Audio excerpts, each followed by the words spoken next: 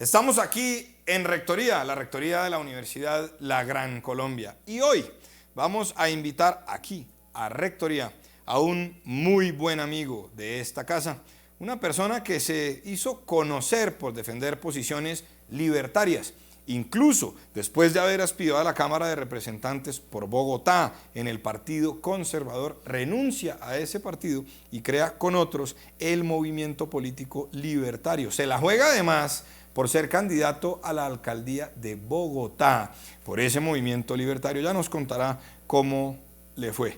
Nos acompaña hoy aquí en Rectoría Daniel Reisbeck. Oiga, Daniel, bienvenido. Santiago, ¿qué más, hermano? ¿Cómo le ha ido? Muchas gracias. Bueno, gracias. Bienvenido a la Rectoría. No, pues muchas gracias por la invitación. Un placer. Bueno, oiga, estaba diciendo yo ahora una cosa y es, usted de un momento a otro aparece en el escenario nacional. Un aparecido. No dije aparecido, dije aparece. Como director del Archivo Histórico de la Universidad del Rosario. Venía usted a estudiar en Berlín, si mal no estoy, Historia Antigua en la Universidad Libre de Berlín, ¿cierto? Bien, llega a la Universidad del Rosario y de un momento a otro le da por aspirar a la Cámara por el Partido Conservador Colombiano. ¿Cómo fue esa vaina? Bueno, a mí siempre me había interesado la política, pues de hecho estudiar historia, en últimas uno está estudiando política. Nunca había participado en ninguna elecciones, ni siquiera a nivel de colegio, ni, no había sido personero, ni estudiantiles, no nada. Prometió hacer jamás, la piscina. No me había lanzado a nada. Pero pues yo ya había estado acá varios años, precisamente en el Rosario. Era más cuestión de sentirse mal gobernado, tanto en Bogotá a nivel de ciudad como a nivel nacional, y también sentir que creo que eso es algo común para mucha gente, sobre todo de persuasión liberal libertaria, que esas ideas no tienen representación real en la política, ni en los partidos, ni siquiera en los medios de comunicación. Entonces, sobre todo el esfuerzo de la Cámara, pues sabía que no iba a ganar, era muy poco probable, pero fue un intento de posicionar las ideas. El hecho de que fue el Partido Conservador, pues yo no había pertenecido antes, como usted sí pertenece. Pero me parece que, digamos, en algunos países donde sí han servido ideas de libre mercado, ideas libertarias, casi siempre ha sido a través de una alianza con un partido conservador o con una fuerza conservadora. Entonces está el thatcherismo en Gran Bretaña, la revolución de Reagan en ¿Y usted pensó que se iba a hacer igual aquí? No pensé que iba a ser igual, pero pienso que el Partido Conservador tiene algunas virtudes pese a todos, digamos, sus problemas. Una es que no es un partido caudillista, no hay un solo caudillo que domina el Partido Conservador. Hoy en día, sí, en los últimos, bueno, digamos las últimas décadas. Entonces, yo siento que hay un espacio en el Partido Conservador para nuevas ideas, lo cual no es cierto de todos los partidos. Pero en últimas, creo que la conclusión también es un poco lo que ya había dicho Álvaro Gómez, que hay más conservatismo que partido, o más bien el problema es el partido y no. Pero ¿cómo llega usted al Partido Conservador? Yo llegué porque conocí a Juan Mario Lacerda, que en ese momento era senador. ¿Era senador o era aspirante a senador? No recuerdo. No, ya era senador. Ya era senador. Y estaba buscando reelegirse. Entonces, pues obviamente él iba a hacer una campaña muy centrada en el Tolima y estaba buscando una fórmula acá en Bogotá y creo que se lo ofrecieron a usted y usted sabiamente dijo que no, entonces terminé yo. No, pero sí. Hay un señor Reisbeck. Sí.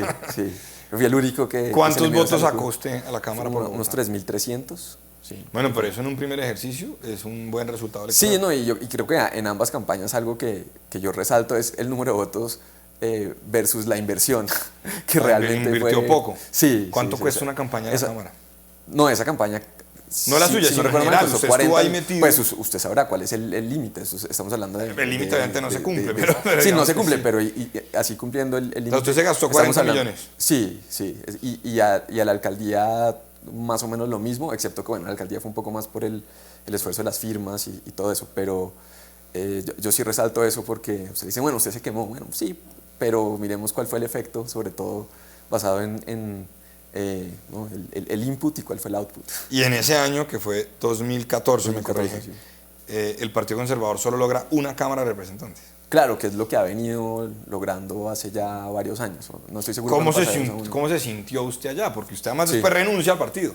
Sí. Y dice, muchas gracias, conocí gente muy querida, pero esto no es conmigo, yo no, y adiós, adiós. Pues, es decir, yo creo que parte del problema también es cómo están estructurados o el sistema electoral colombiano, porque usted hace, en una lista abierta, usted hace campaña y obviamente con toda la pasión y la dedicación del caso, pero por ejemplo yo terminé poniéndole los votos a otra persona que quedó y uno, no. a uno no le dan ni las gracias. Oiga, pero no, le pregunto cómo se sintió sí. allí, porque le voy a contar una anécdota. Cuando yo estaba en la universidad, hace, no sé, 14 años o algo así, me invitaron a una convención conservadora en la gobernación de Cundinamarca, en el auditorio de la gobernación de Cundinamarca.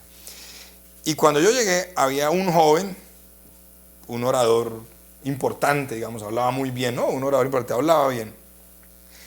Y empieza su discurso diciendo, hay un fantasma que recorre el departamento de Cundinamarca. Y yo ahí dije, uy, esto yo lo he leído en algún lado, ¿no? Y luego dice, y la propiedad tiene que cumplir una función social. Y hay muchos como yo que lo único que podemos ofrecer es nuestra fuerza de trabajo. Y se echó un discurso y yo veía que lo aplaudían en el Partido Conservador Colombiano. Y lo aplaudían y cada vez que hablaba lo aplaudían y yo decía, yo esto lo leí en algún momento cuando estaba en el colegio además. Y entonces cuando yo tomé la palabra, yo dije, yo quisiera saber si este partido, el Partido Conservador, está de acuerdo con el comunismo. Y obviamente toda la Asamblea de Cundinamarca dijo, no, no, el auditorio, perdón, allá, no, no, ¿cómo se le ocurre? Pues permítanme decirles que el discurso que acaban de escuchar y que estaban aplaudiendo y aplaudiendo y aplaudiendo, todo está en el manifiesto comunista de Marx y Engels. Y el señor lo que hizo fue declamar unos apartes del manifiesto comunista. De manera que, ¿cuál es la doctrina conservadora hoy en día? Bueno, yo creo que ahí entramos en ciertas cuestiones. Primero, el conservadurismo originalmente, estamos hablando en la época moderna, siempre estaba atada, digamos, a una clase rural, terrateniente, por ejemplo, en Europa continental, inclusive en Gran Bretaña.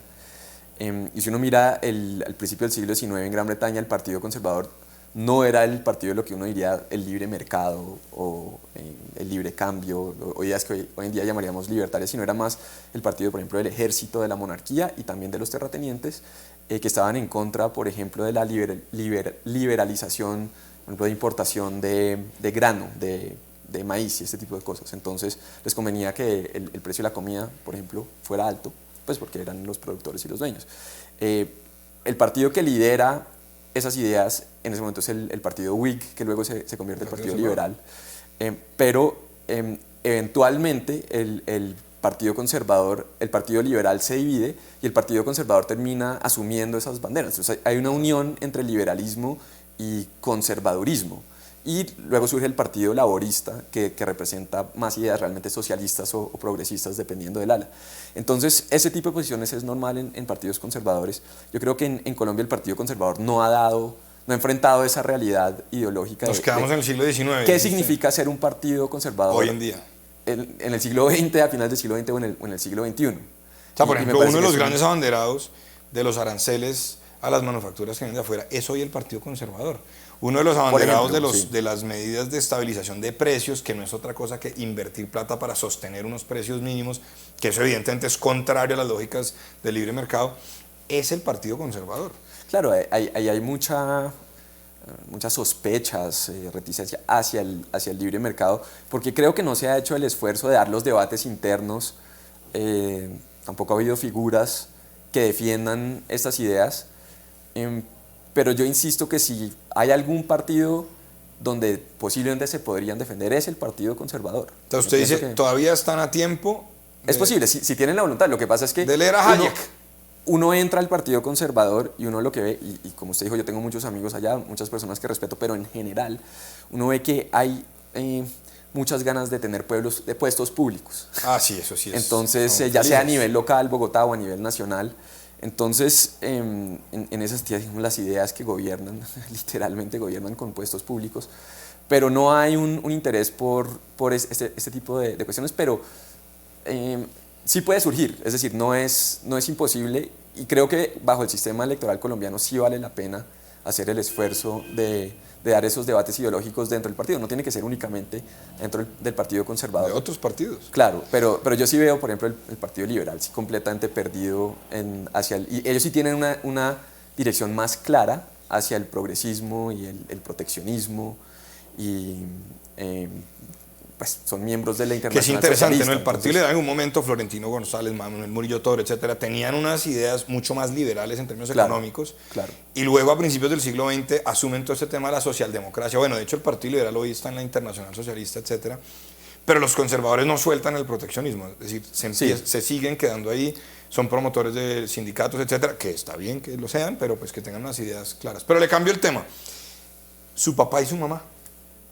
Usted es hijo de Jimmy y de María Clara López.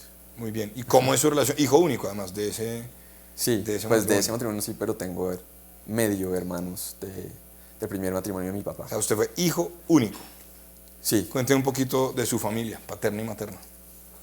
Porque Pues, mi Raisbeck familia López suena en este país. ¿Ese Raisbeck es de dónde? Sí, pues mi papá nació en Bogotá, pero su papá era escocés, llegó acá en la década de los 30, abogado, entonces terminó formando una pequeña firma de abogados en ese momento que eventualmente toma a mi papá y pues la hace crecer. Del lado escocés ya había un primer ancestro que viene, de hecho hace exactamente 200 años, a participar en la guerra de independencia con Bolívar, es parte de la Legión Británica. Raisbeck. No, Fraser, Ok. Fraser, sí, que en los libros de historia dicen Santiago Fraser. Así. Sí, y de hecho hay una carta en el Museo Nacional que le escribe la esposa, que la esposa es una sobrina de Santander, se llama Petra Vergara Santander, y le escribe, básicamente es una serie de madrazos, por entender, no era tan buen esposo, pero un familiar mío les trató de donar al Museo Nacional una cantidad de documentos muy interesantes porque son documentos de la guerra, Sí. y ellos rechazaron todo y el único que aceptaron fue ese porque aparentemente es de los pocos documentos escritos por una mujer que sobreviven de esa época. Entonces, interesante. Y por el lado de mi mamá, pues mi mamá también abogada y conoce a mi papá pues en la firma de abogados que empieza a ¿Y su trabajar. mamá sigue con su firma de abogado? Tiene su propia firma hace unos años. Bueno, y usted finalmente no termina el colegio aquí en Bogotá. Usted estudia en Nueva Granada, ¿o no? Pero sale a estudiar afuera. Sí. ¿Y dónde termina su bachillerato entonces? En la Florida, en un colegio que se llama Gulliver, y después pues hice mi pregrado y mi maestría también en Estados Unidos. Esa pregunta muchos me la hacen a mí. ¿Es por el origen familiar? ¿Es por qué es lo que lo motiva a usted a estudiar clásicos? Usted estudió griego y además sí, estudió no es- latín. Sí, no, por la familia realmente no. A mí me interesaba la filosofía. Y usted sabe que en Estados Unidos uno tiene un par de semestres para decidir qué quiere estudiar. Entonces, estaba estudiando filosofía y pues tuve un profesor muy bueno de filosofía antigua, entonces me interesaba Platón, Aristóteles, y él me entusiasmó a estudiar griego, porque él decía, pues si quiere leerlos de verdad, tiene que leerlos en griego. Entonces empecé a estudiar griego, y pues si uno aprende griego, tiene que aprender latín. Y si aprende latín, y si quiere seguir en ese campo, tiene que aprender, por ejemplo, alemán para leer muchos textos que no son traducidos. Entonces fue más una cosa que condujo a la otra. Es decir, Y usted... después me interesé más por la historia que la... Pero entonces usted que la aprende filosofía. griego y latín ya viejo, pues ya... Sí, claro, no. Bachiller, que Uno dice. debe aprender a los 6 años, 7 años. No, yo aprendí muy tarde. Pero pues en Colombia en general creo que hay un par de colegios donde enseñan latín, griego no estoy seguro, pero pues acá no es una tradición. Entonces, de hecho, Y usted se mete ahí, estudia clásicos en Sí. George Washington. sí. Y luego hace un postbachelorate en Georgetown. Sí, que es un programa intensivo de un año que es básicamente solo las lenguas. Porque si usted quiere hacer una maestría, pues lo más importante es el nivel de lenguas. Entonces tiene que demostrar que tiene... Bueno, y termina eso, ¿y qué hace? De maestría. Después pues me gané una beca en Tulane, entonces estuve allá 2 años y pues parte de la beca es enseñar, entonces también empecé a enseñar latín. O sea, usted es profesor de latín. ¿O fue Pues profesor de latín? en esa época, últimamente no. Sí, entonces estuve ahí 2 años y Después me gané una beca de intercambio a Berlín, en la Universidad Libre de Berlín, de un año, pero estando allá conocí a un profesor y pues hice la solicitud y todo y me gané otra beca para el doctorado. Entonces, ¿Y su doctorado es en bueno. historia antigua? Sí, sí, en historia romana. Historia romana. Sí. Que por cierto, como esas cosas, técnicamente no tengo, yo defendí mi tesis en el 2014, despuésito de la campaña, cum laude, pero en Alemania, para que usted lea en el título, la tiene que publicar en un libro como este. Este es el libro. Entonces, este es el libro, sí, Reflections on Macedonian and Roman sí, Strategy. lo acabamos de publicar, pero entonces tengo que sacar mi tesis en un libro como eso para que me den el título. O sea, tiene que publicar su tesis. Sí, Ya se la aprobaron, pero si no la publica... Claro, claro. No, y tienen que aprobar, digamos, la última versión que sale publicada. ¿Y lo va a publicar en inglés, en alemán o en español? No, creo que en inglés también. O sea, la hizo en inglés, no fue en alemán la tesis. Hice la primera versión en alemán. Después me tocaba cambiar muchas cosas y decidí que era más fácil mejor hacerlo en inglés. Sí. Bueno, y entonces una persona que termina su bachillerato en la Florida, en los Estados Unidos, que después empieza a estudiar filosofía en George Washington, en Washington, que luego dice, me gustó, digamos, Sócrates, Platón, Aristóteles, voy a aprender griego para leerlos bien porque un profesor me dijo, y luego hace un año intensivo de lenguas en Georgetown, y luego va a Tulane, conoce a otro profesor que le dice, o que lo convence de alguna cosa, va a Berlín. Sí, fueron dos profesores, de hecho que son dos autores de ese libro, los que me están, entusiasmaron por la historia antigua, y más ahí que la entonces, filosofía. Y luego llega a ser director de un archivo histórico. Sí. En la Universidad del Rosario. Sí.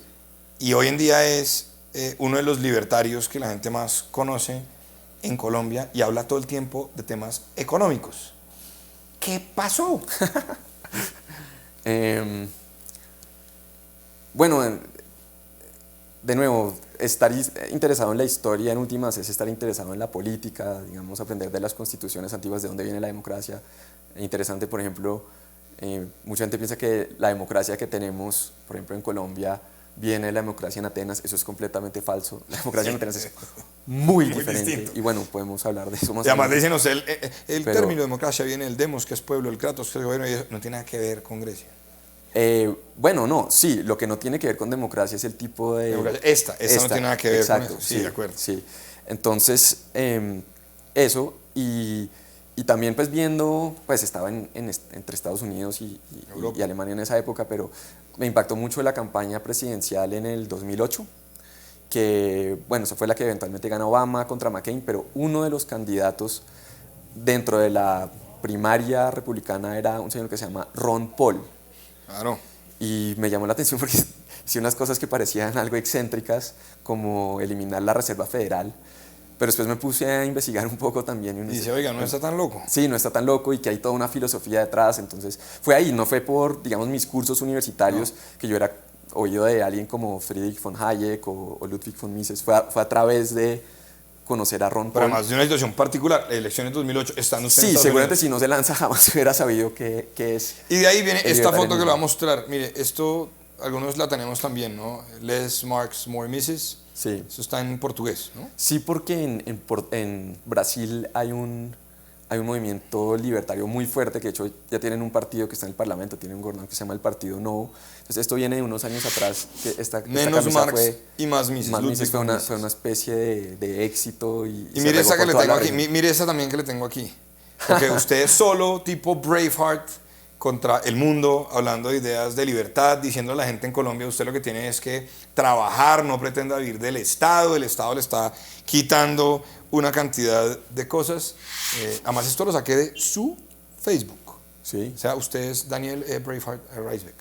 Pues lo interesante de la campaña fue que eso fue la campaña de la alcaldía hace 4 años. Sí. Y pues de nuevo fue una campaña de muy pocos recursos, no tenían mucha plata y muchos memes los hacían personas que lo apoyaban de manera espontánea en redes sociales. Pero no ha pensado disfrazarse así en Halloween, porque me parecería para la próxima fiesta. Tengo un primo que lo hacía regularmente. ¿Ah, sí? ¿De sí. Braveheart? Sí. Y además está su origen escocés. Pero le tengo otra, mire esta.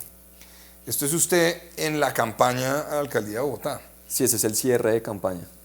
Eso tuvo que darse una experiencia fantástica, incluso ahora que estamos a puertas de una nueva elección de autoridades locales, a mí me escriben todo el tiempo porque saben que usted trabaja en la Universidad de la Gran Colombia, ya nos va a contar un poco de eso, y dicen, bueno, ¿y Reisbeck qué? ¿Y Reisbeck qué? ¿Y Reisbeck qué dice?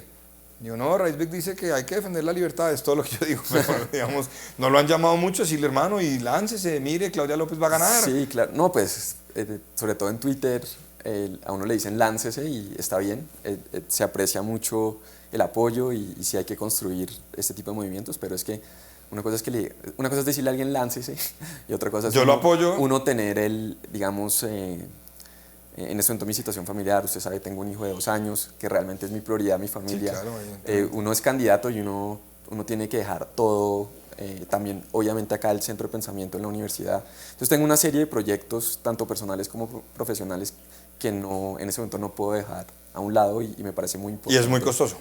Y es costoso, claro, y sobre todo si es una campaña independiente y uno no tiene ni siquiera un partido detrás. Oiga, usted se cuida, es decir, es un dirigente fit, que llaman ahora, todo es fit, usted se cuida, hace ejercicio, etcétera.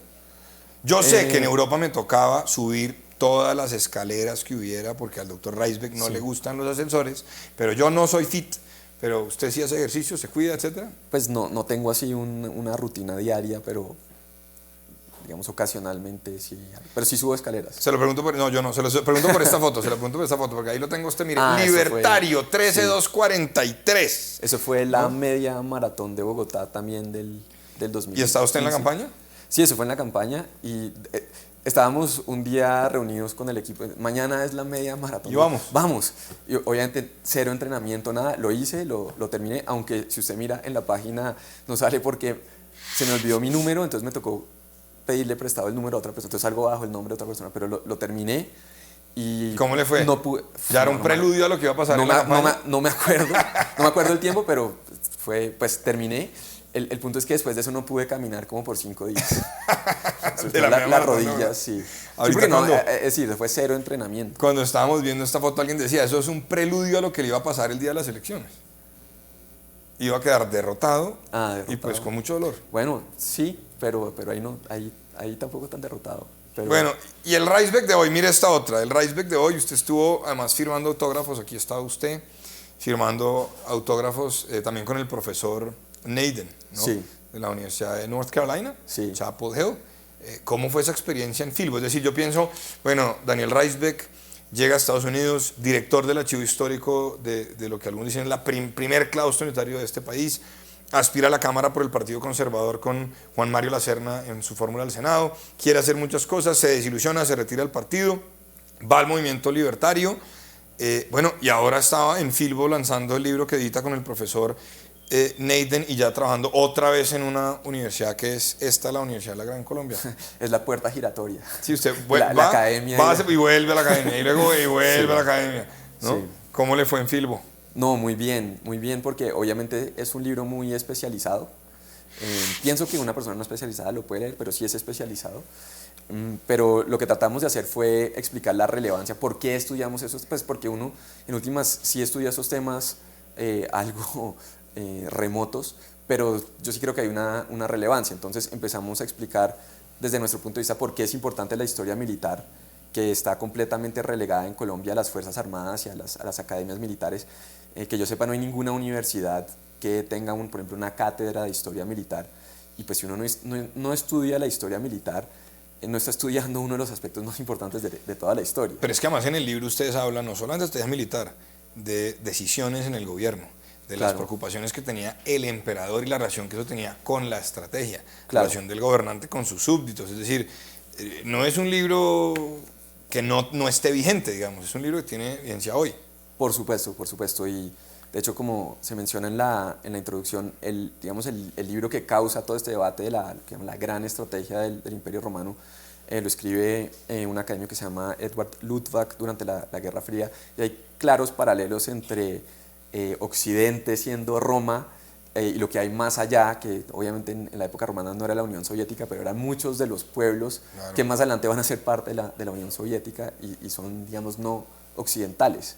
Entonces, sí es relevante y como explicamos en la feria, de una manera que, de hecho, yo lo había pensado, pero me pareció relevante, es que los sucesos en Venezuela de la última semana, básicamente, yo creo que la mayoría de la gente ha llegado a la conclusión de que la decisión final la va a tomar el ejército. El ejército decide si se queda Maduro o si no se queda.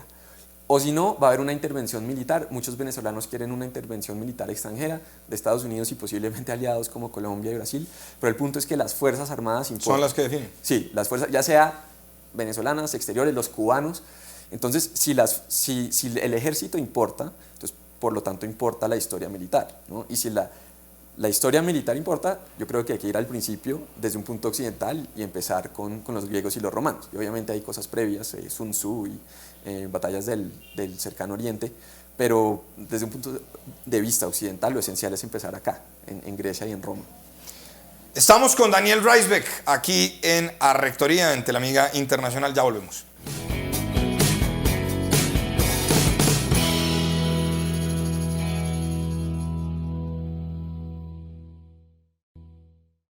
Estamos de regreso aquí con Daniel Reisbeck en este programa de Telamiga Internacional A Rectoría.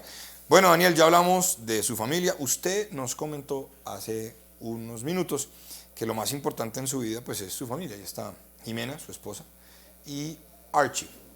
Y Archie me acuerda, hace que yo me acuerde, perdón, de su tío, Archie Reisbeck, que además alguna vez tuve ocasión de compartir una cabalgata con él y me enseñó a disparar una carabina. Creo que maté 2 gallinas, no le di al blanco, pero le di a 2. Ese es el libertarianismo, libre porte de armas. Libre porte de armas. Bueno, ¿cómo le ha ido con eso de ser papá? Se lo digo yo que soy papá de... Pues como dijo creo que el príncipe Guillermo ayer o esta mañana que el hermano tuvo un hijo, entonces bienvenido al club de los que no duermen, del insomnio, algo así.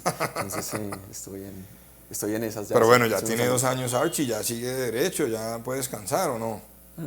Sí, hay veces toma mucha leche. Entonces, usted es un tipo, digamos, que defiende mucho la libertad individual.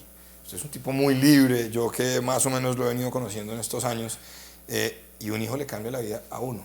Sí, por supuesto. Todo, la forma de pensar, ¿En qué ha cambiado la forma de pensar de Daniel Reisbeck? Esto es para una tesis, pues, pero ¿en qué lo ha cambiado en temas puntuales eso de ya tener un hijo y además de 2 años? Aunque usted ya, digamos, su mujer tiene una hija que además sé que usted quiere mucho, pero pues una cosa es tener un bebé y estar con él y cambiarle los pañales y hacerle el tetero y una cosa. No, pues iba a mencionar precisamente eso. Pues, obviamente, bueno, o no obviamente, pero antes de tener a mi hijo jamás en mi vida había hecho un tetero, no tenía el concepto de la leche en polvo, bueno, todas esas cosas, completamente nuevo. Entonces todo es una experiencia. Es decir, por dónde empezar, muchas cosas que uno no se da cuenta, es decir, uno que aprende, porque los niños aprenden primero los colores que a contar, y no sé, cosas Oiga, que nunca había pensado, o por lo menos el caso de mi hijo, no sé. Sí, a todos nos ha pasado. Sí, pero sí, por supuesto. Cambia completamente y como le dije, es una de las razones por las cuales no estoy interesado en hacer política. Pero mire, sobre esto de tener hijos, alguna vez alguien me dijo, usted defiende todas estas tesis locas porque no tiene hijos. No, mis hijos ya son grandes, sí. Pero más libertario o menos libertario ahora que tiene a Archie Reisbeck. Es decir, tal vez esa pregunta o lo que le pueden hacer a uno o a usted surge de un concepto algo erróneo de que es el libertarianismo. No es libertinaje, no es todo el mundo haga lo que se le da la gana, que darle lo que quieran a los hijos para consumir o no consumir. El liberalismo clásico, el libertarianismo es simplemente que uno pueda tomar sus propias decisiones y ejercer su libertad sin que ejercer esa libertad infrinja la libertad de los demás, ¿no? Entonces, por ejemplo, por estar a favor de ciertos temas de liberalización, por ejemplo, en términos de drogas, no quiere decir que uno quiere que todos los niños consuman drogas, sino que uno dice, tal vez la prohibición causa unos problemas más graves que eso, exacto. Entonces, creo que ahí tal vez surge de esa concepción algo errónea. Ya con Archie, ¿usted se ha conservatizado un poquito más en temas, digamos, de la familia, de la importancia de la familia? Yo siempre he sido conservador en ese sentido, siempre, y de hecho, inclusive desde un punto de vista liberal, la familia es muy importante porque es un contrapeso al Estado. Casi siempre que una sociedad total o un gobierno totalitario siempre trata de tomar medidas en contra de la familia. Por ejemplo, Esparta en la antigüedad o la Unión Soviética. Entonces la familia, mientras se mantiene, siempre va a ser un contrapeso al Estado. Es muy importante conservarla. De hecho, los primeros mecanismos de protección social son los familiares. Por supuesto. Familia, la familia extensa y la familia que se ayuda y la familia que está dispuesta a ayudarle. Y algunos quieren romper eso y meterle a su estado. Claro, exacto. Exacto. Y de hecho, si no estoy mal, leí una vez que, por ejemplo, en Escandinavia, que de hecho son países con gran libertad económica, mucho más que Colombia, pero sí tienen un estado de bienestar muy fuerte y supuestamente, digamos, esa presencia excesiva del Estado sí causa temas como de, digamos, rompimiento de la fábrica, de la fábrica, no, de la fibra social. De la fibra social de las familias, ¿no? Entonces, básicamente que entre más grande es el estado de bienestar, menos fuertes son las familias. Y la familia, para algunos, sobre todo los que nos consideramos conservadores, pues sí es un núcleo ordenador de la sociedad, ¿no? Es decir, es por supuesto. Sin eso no hay nada. Por supuesto. Le muestro estas otras imágenes. ¿Usted qué opina? Para que me diga qué opina de estos personajes. Juan Mario Lacerna. Ahí lo puede ver usted un poco. Juan Mario Lacerna. Jóvenes, pues, ¿qué opina Juan Mario? Pues que la muerte me impactó, murió muy joven, que tenía mucho por hacer. Obviamente, lo interesante de Juan Mario era, por ejemplo, en la campaña de Bogotá, era difícil cuadrar una reunión con él porque siempre estaba en el Tolima y haciendo campaña, o en el Senado, porque todavía era senador, y las pocas veces que logré, bueno, vamos a hablar, vamos a almorzar para hablar de la campaña, él le gustaba hablar de todo menos de... Entonces terminamos hablando del Imperio Romano, de y nunca de, oiga, necesitamos votos porque si exacto, no va a salir y nunca de cosas prácticas. Él le gustaba hablar de todo lo demás y pues una persona también muy instruida, muy culta. Juan Mario nunca... Y usted sabe que yo vivo en Ibagué hace 15 años, soy de familia tolimense, hijos tolimenses, etc. Y por supuesto fui también muy amigo de Juan Mario.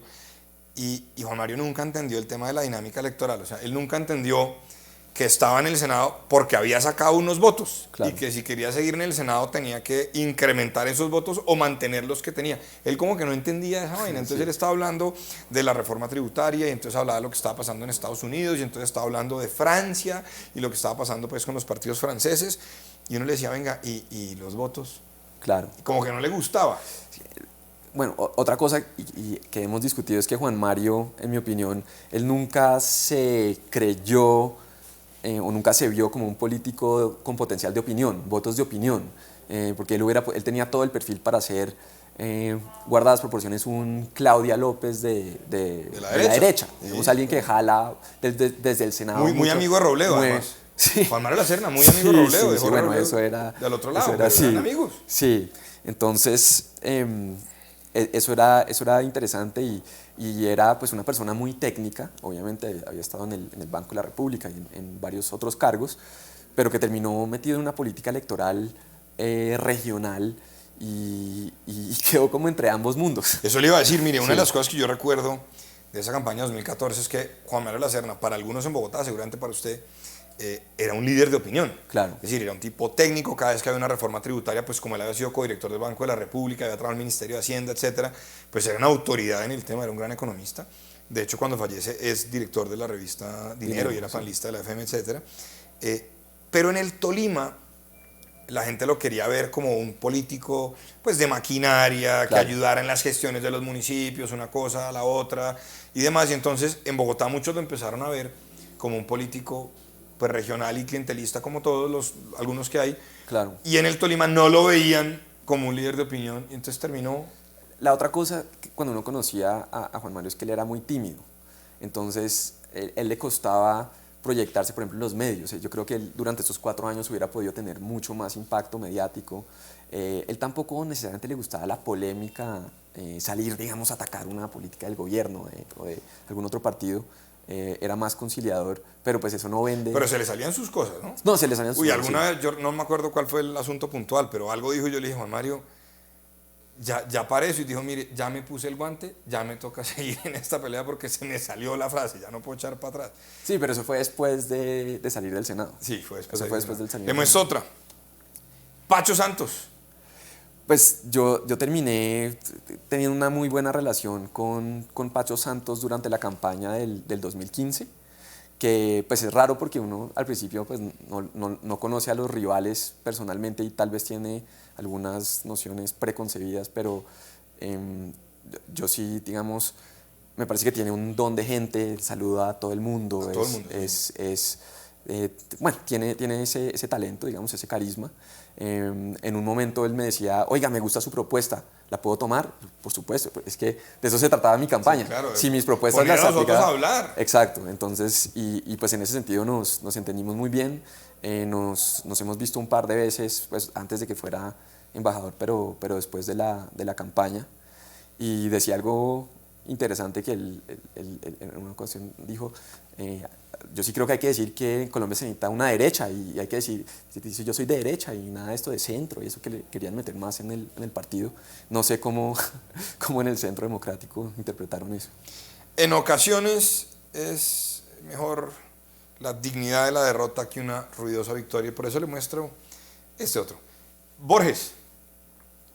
Sí, pues no soy experto en Borges, soy admirador. Hace tiempo no lo leo, pero... Convencido, Borges. ¿Cómo? Un liberal convencido. Sí, yo escribí un artículo de hecho cuando era estudiante, que era algo así como el pensamiento político de Borges, o Borges y el liberalismo. Y tiene unas frases geniales, porque él lo que decía era que su papá, él lo llamaba un anarquista spenceriano.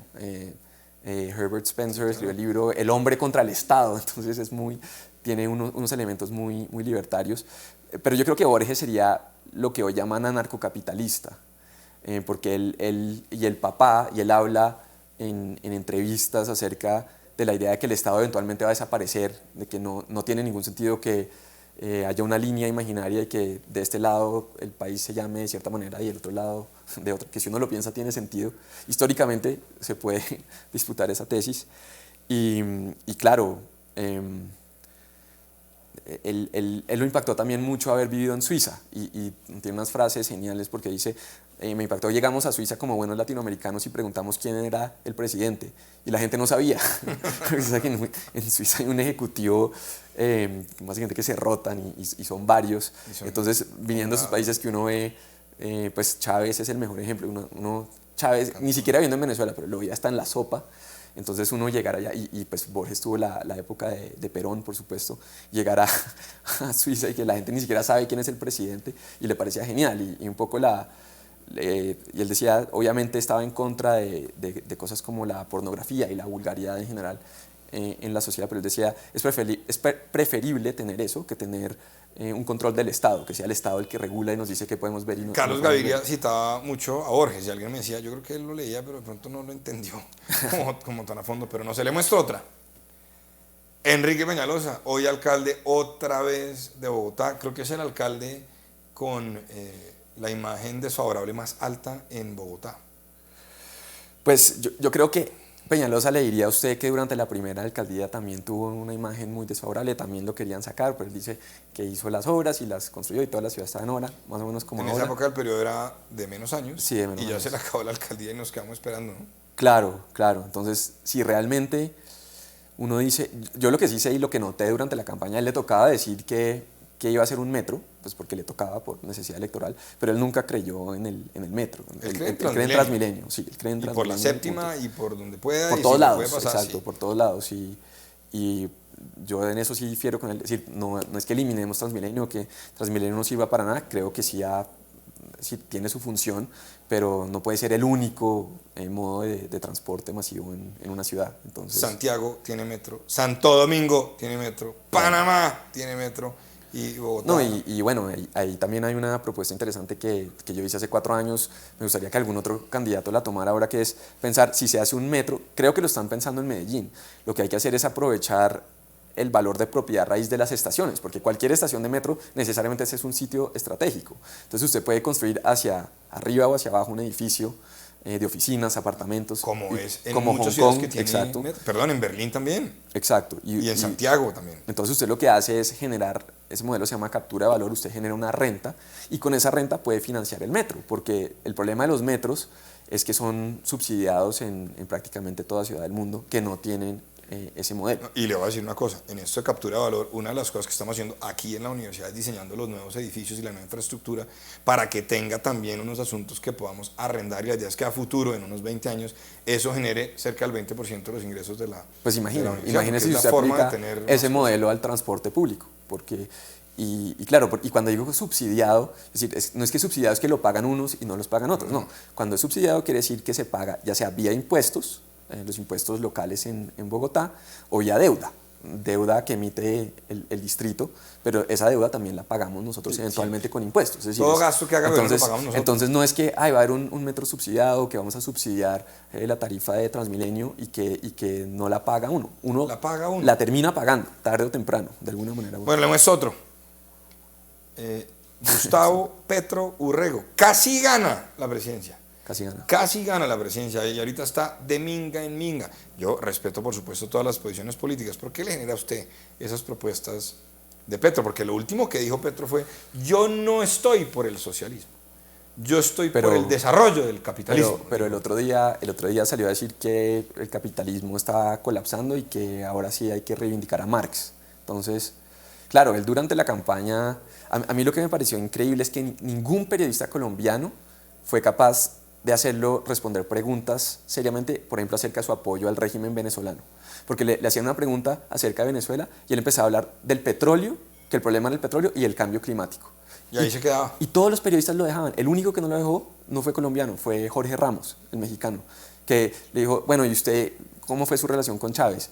Y él empezó a hablar del petróleo y el cambio. No, es que yo no le estoy preguntando del petróleo. Por Chávez. Y básicamente le fue muy mal en esa entrevista, pero fue la única. ¿Usted cree que todavía tiene algún chance de llegar a la presidencia de la República? Yo creo que Petro nunca se puede subestimar, obviamente espero que no gane. ¿Pero usted cree que sí? Pues acaba de llegar 8 millones de votos, eso es muchísimo, eso es impresionante. ¿Pero no cree que ha perdido fuerza con todo lo que ha pasado? Es decir, ya hay un video de él recibiendo una plata en efectivo en una bolsa de papel. Claro, yo espero que sí, por supuesto, pero es decir, hace 4 años aproximadamente, o hace menos, él supuestamente estaba inhabilitado por las multas que le pusieron y sin embargo fue candidato. Es decir, como que esas cosas a él le resbalan por alguna razón. Si nos llegan a poner una multa a usted o a mí, le garantizo que no. Ahí sí no podemos ser candidato de nada. No, claro. Estamos con Daniel Reisbeck aquí en A Rectoría ante la Amiga Internacional. Ya volvemos.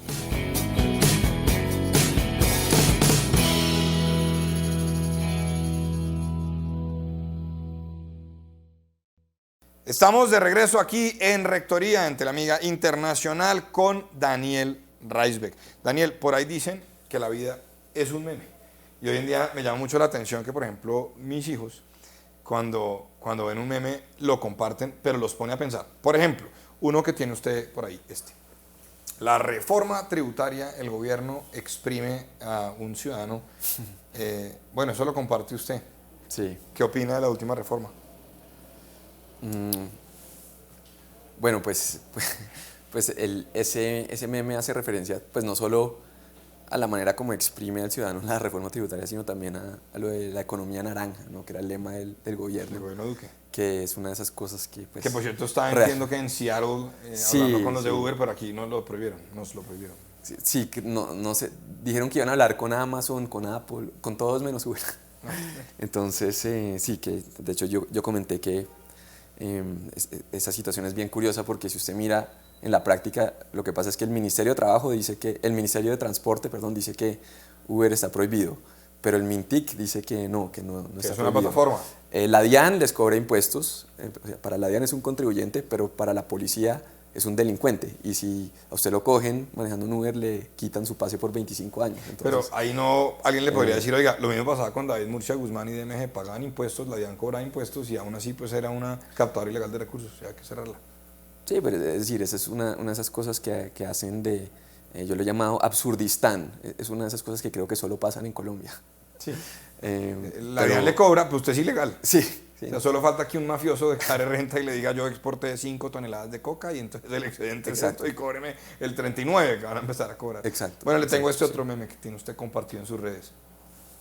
Ese es uno de los memes que yo digo: oiga, es tan difícil explicar eso que está pasando. Es decir, aquí todo el mundo quiere que el gobierno haga más y que el gobierno haga más y que el gobierno haga más.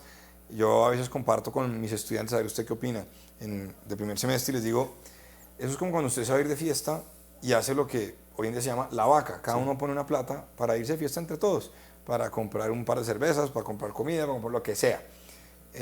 Y de alguna manera entre todos tienen que decidir qué van a hacer con eso. Yo les digo, eso es como si usted todos pusieran y encargaran a alguien que le recoge 1.000.000 de pesos y les trae 2 panes integrales y una botella de agua y les dice, eso fue lo que alcanzó. Es tan difícil en Colombia que la gente entienda que cada gasto que hace el gobierno tiene que estar soportado en ingresos que en últimas se generan de lo que cada uno de nosotros produce. Por alguna razón sí es difícil y bueno, podemos hablar de toda una tradición Sí. de Estado grande en Colombia, pero también yo creo que en gran parte eso se debe a la Constitución del 91 y a esta famosa frase del Estado social de derecho, que si uno lo piensa no significa nada, pero como lo presentan es eso, que alguien le tiene que pagar a usted sus cuentas y todo tipo de servicios. ¿Quién? Bueno, la teoría No dice sé, es un Estado pero- que interviene decididamente para fortalecer el vínculo social, pero usted compartiera una tesis interesante, dice, hombre, cuando el Estado, entre más el Estado intervenga, pareciera que las familias se empiezan a romper. Pero hay un problema ahí con el uso de la palabra social. ¿Qué es social? Claro, si usted lo mira, lo social, pues ha venido decayendo, digamos, el uso, pero originalmente la sociedad es algo contrario al Estado, es algo que surge espontáneamente, la sociedad civil, por ejemplo. Sí. Usamos el término sociedad civil, no es el Estado, la sociedad civil no es el Estado. La sociedad civil son asociaciones de vecinos, un colegio, un partido, pero a menos de que sea financiado. El problema acá es que los partidos son financiados sí, por el de acuerdo, Estado. de acuerdo. Entonces, en teoría sí, grupos políticos, eso es sociedad civil, pero es de cierta manera de nuevo un contrapeso, algo diferente al Estado. Pero entonces acá, cuando uno habla, por ejemplo, con periodistas, le dicen, cuando le hablan de lo social o la política, realmente se están refiriendo a subsidios o a intervención del Estado. Plata en temas que entonces, eso luz, eso educación. O sea, lo que acá se llama social, realmente no es social, sino es estatal. Y eso es un problema, porque estamos hablando de un problema que es tan profundo que va hasta el lenguaje. Le muestro otro. Noticia de última hora. Los Reyes Magos no vendrán a Colombia. La reforma tributaria les cobraría impuestos. También lo comparte usted por ahí en sus redes. Este es el típico meme de diciembre, pero yo le tenía esta pregunta. Oiga, ¿por qué es tan difícil? Y por supuesto tiene una tradición, como usted lo decía ahora, y eso no es de un momento a otro y se va a demorar. ¿Por qué es tan difícil entender, como usted y yo lo vimos en este último encuentro de Students for Liberty en México, que todo gasto que hace el Estado terminamos pagándolo todos, como usted habla ahora de los subsidios? Si usted recuerda, creo que era Jaren Brook en México, cuando nos contaba, o nos recordaba mejor, que a Bill Gates lo ven como un gran hombre cuando empieza a donar su fortuna, Claro. pero lo ven como un monstruo cuando empieza a hacerla. Claro. Porque pareciera que cuando usted se desprende de las cosas es que es bueno, Sí. y cuando construye ese capital y cuando hace fortuna entonces es malo y es un demonio. ¿Qué pasa? ¿Qué pasa? Claro, esos son asuntos culturales, son asuntos completamente culturales y claro, creo que uno lo ve en las películas, ¿no? Porque casi, es decir, en Hollywood, por ejemplo, normalmente el malo, el villano es un capitalista, un empresario, un inversionista, alguien en la bolsa de Nueva York. Raramente son buenos y los buenos son las víctimas y siempre son, digamos, ellos son victimarios. Pero, y es una manera fácil y es un estereotipo, pero es lo que decía el economista francés Federico Bastiat, lo que se ve y lo que no se ve. Uno ve a un empresario tipo Bill Gates y ve su fortuna y todo lo que tiene y lo pueden envidiar y lo pueden detestar, pero lo que no se ha visto es, por ejemplo, todos los empleos que ha creado con su empresa, cómo le ha mejorado. El cambio tecnológico. Es decir, creo que sin Bill Gates estaríamos, ¿qué? No sé si con máquinas de escribir, pero estaríamos y le ha facilitado la vida básicamente el planeta entero a millones y millones de personas, pero eso no se ve y no se aprecia. Es mucho más fácil, por ejemplo, para un político decir, este tipo tiene toda esta plata, entonces le vamos a cobrar más impuestos porque supuestamente es lo justo y lo vamos a y si a se acaban redistribuir. empleos, Entonces, pues de malas. Bien sí, no, ellos, es que los políticos por naturaleza son cortoplacistas, entonces si ellos consiguen los votos con esas promesas, si se pierden los empleos, eso ya no es problema de ellos, ya consiguieron los votos. Es evidente que si no hay crecimiento económico, tampoco va a haber bienestar. Eso lo tienen claro. De hecho, estaba leyendo hace poco el libro de Eduardo Lora, de Economía Esencial de Colombia. Él decía, mire, si en Colombia la productividad hubiera seguido creciendo como en algún momento creció, como en algún momento, digamos, éramos evidentemente, estábamos en un camino de producir cada vez más y mejor y con menos. Pues Colombia hoy tendría un PIB per cápita mucho más alto que el que tiene hoy. Y ponía un ejemplo, él decía, mire, la China lo que ha logrado en los últimos años es una cosa de locos, con todo que es una dictadura, que es una cosa difícil de entender, por eso los chinos hablan del socialismo con características chinas. Pero ¿usted cree que como vamos, en algún momento Colombia va a tener una senda de crecimiento superior al 5%, que es lo que necesitamos? Porque de lo contrario, el crecimiento económico versus el crecimiento de la población tiene una diferencia que no está llegando al 1% y vamos a seguir estancados. ¿Usted cree que como vamos a lograr eso? No, yo creo que la única manera de que haya crecimiento bastante mayor al actual es con otro boom de los commodities, es decir, con precios de petróleo por encima de si $100.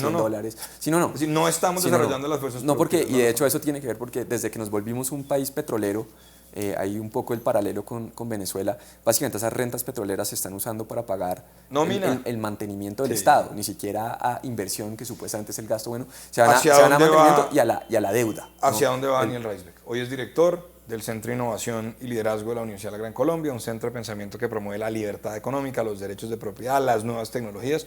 Pero, ¿qué va a pasar con Daniel Reisbeck en los próximos 10 años? Bueno, yo pienso más como a 3 años que a 10 años. Pero no, precisamente es tratar de diferentes maneras, ya sea con trabajos académicos, que de hecho estamos a punto, con Julio Clavijo, que trabaja con nosotros en el Centro de Pensamiento Economista Ecuatoriano, estamos a punto de sacar un documento explicando ese tema de los impuestos y cómo frena el desarrollo, por lo que usted dice. Un país subdesarrollado como Colombia debería crecer mucho más rápido y el retorno por la inversión debe ser mucho mayor que en una economía desarrollada. Hoy en día estamos en una situación donde Colombia crece por debajo del 3% y la economía de Estados Unidos acaba de crecer 3.2% el primer trimestre. Es decir, eso no tiene ningún sentido. La primera economía del mundo. Exacto, eso no tiene ningún sentido y no podemos estar orgullosos de estar creciendo por debajo, porque eso quiere decir que ellos, que ya son el país más desarrollado, van a seguir desarrollándose. ¿Cómo le ha ido aquí en la Gran Colombia? Excelente, yo le he mencionado... me gusta mucho que se pueden hacer cosas. Pero que no lo diga porque está hablando con el rector, ni más faltaba. Pues estoy en rectoría, eso es... Pero no, pues primero que todo el libro, yo creo que muchas editoriales colombianas no les hubiera interesado, creo que de los pocos libros que hay acerca de estrategia militar antigua. Sí, y en varias otras bibliotecas universitarias en Estados Unidos y en Europa también lo vamos a enviar. Entonces eso, pues digamos el apoyo y también realmente esto con toda sinceridad comparado a otros lugares donde he trabajado, este es un lugar donde si uno propone una idea y es buena, se pueden hacer las cosas, no hay trabas burocráticas, es más... Somos muy liberales en eso. En ese sentido, entonces, en ese sentido muy una buena idea en la Gran Colombia no merece restricción, sino apoyo. Así es. Daniel, muchas gracias por venir aquí a Rectoría. Muchas gracias. Oiga, muchas gracias, ¿no? Listo, bueno, chao. Súper. Ya se puede quedar. ¿Uno sale acá o se queda? ¿O cómo ya se me queda. Se me puede quedar.